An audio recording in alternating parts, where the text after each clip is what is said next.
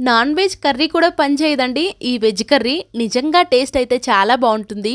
అదేనండి బొడగాకరకాయ కర్రీ. ఒక్కొక్క ప్రాంతం బట్టి ఒక్కొక్క పేరుతో పిలుస్తారు కదా! కొంచెం కర్రీ వేసుకుంటే చాలండి ఎక్కువ అన్నంలో కలిసిపోతుంది. ముందుగా కాకరకాయల్ని నీళ్ళల్లో వేసుకొని 3 నిమిషాల పాటు ఉడికించుకోవాలి. ఈలోపు మిక్సీ జార్లో అల్లం ముక్కలు, వెల్లుల్లి, చెక్క, లవంగం, ధనియాలు, జీలకర్ర, గసగసాలు లైట్‌గా వేసుకొని మిక్సీ జార్లోకి కొన్ని వాటర్‌ని పోసుకొని ఇలా మెత్తగా గ్రైండ్ చేసుకోవాలి. ఇప్పుడు కాకరకాయలు లైట్‌గా ఉడికితే సరిపోయిద్దండి. చన్నీళ్ళలో వేసుకొని పైన పొట్టు తీసుకొని ఇలా ముక్కలుగా కట్ చేసుకోవాలి. ఇప్పుడు ప్యాన్‌లోకి ఆయిల్ వేసుకొని ఒక కప్పు ఉల్లిపాయ ముక్కలు, ఒక 2 పచ్చిమిర్చి వేసుకొని సగం మగ్గిన తర్వాత కట్ చేసుకున్న కాకరకాయ ముక్కలు, కొంచెం పసుపు, సాల్ట్ వేసుకొని బాగా కలుపుకొని మగ్గించుకోవాలి. ఇలా ఒక 5 నిమిషాలు మగ్గిన తర్వాత ఇందులోకి ముందు గ్రైండ్ చేసుకున్న మసాలా పేస్టు, అలానే కూరకు సరిపడా కారం వేసుకొని మళ్ళొక్కసారి కలుపుకొని ఒక 2 నిమిషాలు ఇలా మగ్గిన తర్వాత ఒక చిన్న గ్లాస్ వాటర్‌ని పోసుకొని మళ్ళీ ఉడికించుకోవాలి. చాలా సింపుల్‌గా చేసుకోవచ్చు. అంతేనండి. ఫైనల్‌గా కొంచెం కొత్తిమీర వేసుకొని కలుపుకోవడమే.